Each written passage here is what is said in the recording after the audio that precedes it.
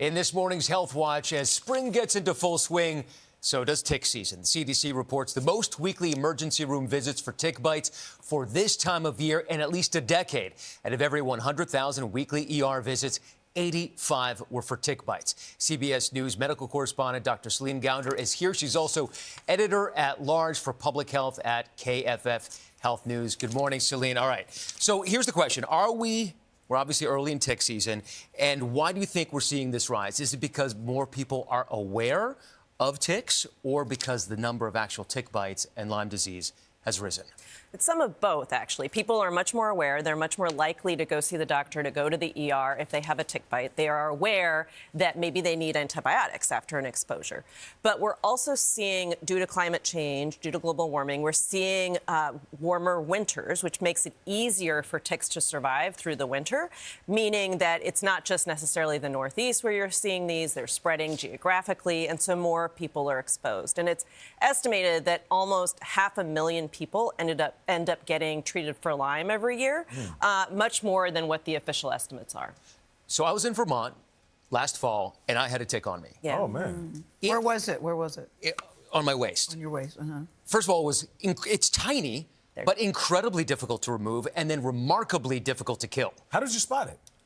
I felt it. You know, we did a tick check, and I felt it on my waist. Gotcha. Not the bite. You feel the bump on your skin. Feel the bump. Gotcha. Okay. Well, and that's a typical spot. Your waist, under your arms, your scalp. I remember when I was like 5, I had a tick in my hair. That must have been there for a while before my mom found it. And so you really do need to check yourself everywhere, especially some of those hidden spots. Okay. When you've been out in the woods, camping, in tall grasses, that's where you're most likely to get exposed. So when you come in, put your clothes in the dryer on high heat for at least 10 minutes. That will kill the ticks. So that's actually one way to reliably kill the ticks.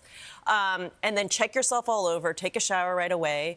But you're right. They are very hard to kill. If you stay out of the woods, do you have to worry about it? And if you have a dog, do you have to worry about getting a tick from your dog? Well, this is one of the reasons we actually try to prevent tick bites in dogs, because they can bring the ticks home, and you can get the tick then and get infected, whether it's Lyme, and there's other infections like ehrlichiosis, anaplasmosis, babesiosis. It's not just Lyme. All these osises. Yeah, and they're not good. Trust me, I've taken care of these patients in the hospital.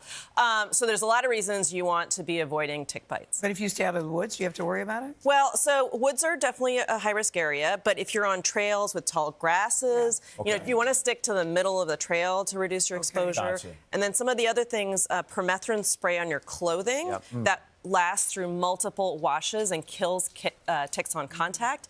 And then insect repellents with either DEET or Picaridin on your skin will also help reduce your risk. When should you call a doctor? Well, if you see a tick on you and you live in an area that's known to have Lyme disease or one of these other infections, the Northeast is particularly bad for this. Upper Midwest is also a very high prevalence area. Then you do want to see your doctor, because you can get an antibiotic in the first day or two after exposure, and that can dramatically reduce your risk of Lyme disease. All right, Dr. Gounder, thank you so much.